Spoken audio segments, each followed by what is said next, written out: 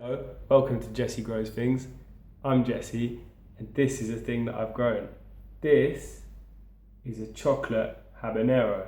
Now, it's called chocolate habanero because of this awesome brown chocolatey colour that it turns. However, it doesn't taste of chocolate, it just tastes like pain. Another interesting thing about this is you'll notice all these ridges on there, which makes it look cool. But that's slightly different from the orange habaneros or the red habaneros, which are a bit smoother. Heat-wise, it's sort of on the upper end of the habanero, coming in over 500,000 Scoville units. And for that reason, I think it's going to get a 1 milk rating. It's not quite as hot as the 7 pot, so it shouldn't kill me, but it's still going to be pretty spicy. But I think you'll all agree this is a cool looking chili. In terms of growing, this is a pig to grow. It takes ages for the seeds to germinate. Once they do, in my experience, they started growing really fast, putting on a lot of green growth, grew really big, really strong. And as soon as the buds started to come and the flowers started to set, they just fell off and kept falling off. Eventually, I got 4 very small pods out of it.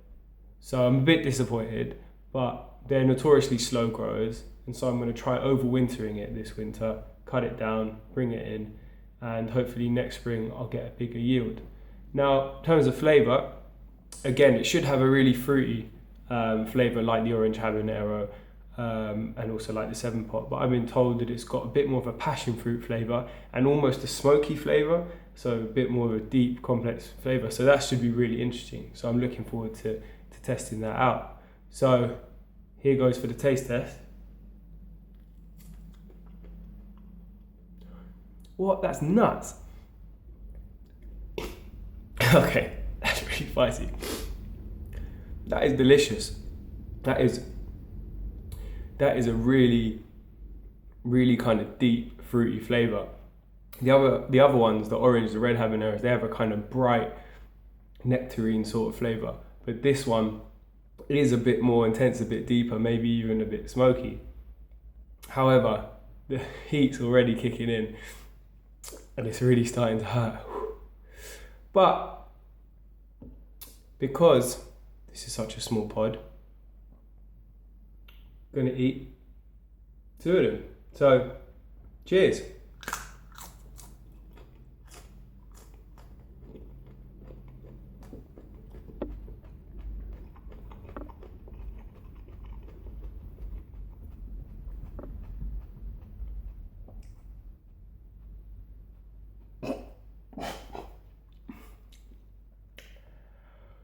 Oh, so spicy. Okay, that is really hot. Oh, it's really painful.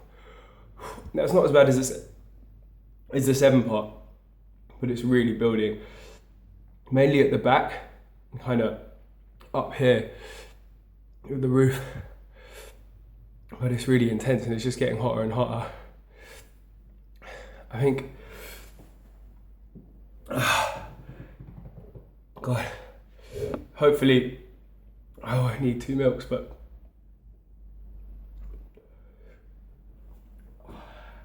so spicy. Oh, so spicy. Adventure Time reference. Okay. I'm going to try and do a bit of an afterburn. So you could make some delicious jerk sauces with this.